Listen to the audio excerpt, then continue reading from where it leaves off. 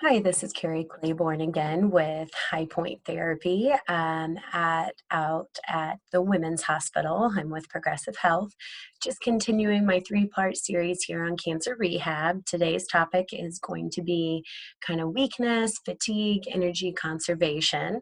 Um, as I previously mentioned, I am a cancer survivor myself and a lymphedema therapist. I've been doing this for a while, and my whole goal and our whole goal with our team out at High Point is to improve the quality of life for cancer patients, whether it's before their surgeries or treatments, during their surgeries or treatments, or post.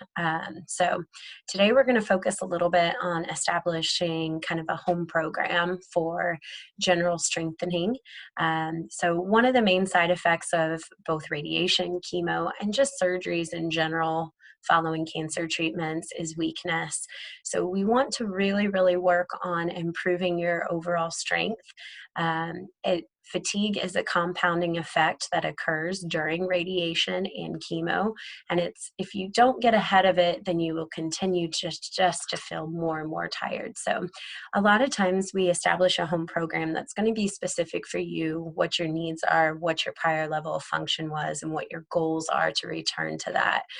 So we may be doing seated exercises, standing exercises, working a lot on posture exercises. A lot of our surgical patients do have lots of changes in posture because of pain, so improving that is important. Our goal for our patients is to work towards 150 minutes of exercise a week. This would be post-treatment, we would be looking at this. So research supports doing exercise 3 times a week for 30 minutes for 12 weeks. This does not mean doing very, very intense exercise. It could be a yoga program. It could be exercises in the water. It could be a walking program. It needs to be specific for what your interests are and what your body is capable of doing. The other thing is establishing kind of a long-term management. We're very fortunate in our community to have several different resources. One of them is the Live Strong program at the YMCA, which is a 12-week program for cancer patients that they can work with a couple of different trainers. One of those is a lymphedema certified therapist, and they are able to help establish them a program to get them back and let them try out different classes together in a group. Deaconess also offers yoga on Thursdays for survivors at any stage at no fee. And then there's also a frameworks program, which is an osteoporosis program at the Women's Hospital. It is not uncommon for these treatments to increase risk of osteoporosis in patients. So this is a nice thing that you can do too. Of course, all of those right now are a little bit modified with COVID, so you would need to contact them and see kind of what their current state is, but you would just give you some options for some long-term things to look forward to. And discussing kind of that energy conservation because of the fatigue and because seems to build on itself. According to the National Cancer Institute, 72 to 96% of people receiving cancer treatments experience fatigue. That's a huge number. And research does support that an appropriate exercise program can help these individuals recover from their side effects and improve their quality of life. So oftentimes patients are like, but I'm so tired. The last thing I want to do is exercise. That's why it is important. Below it kind of talks about fatigue and it discusses kind of all those things that help contribute.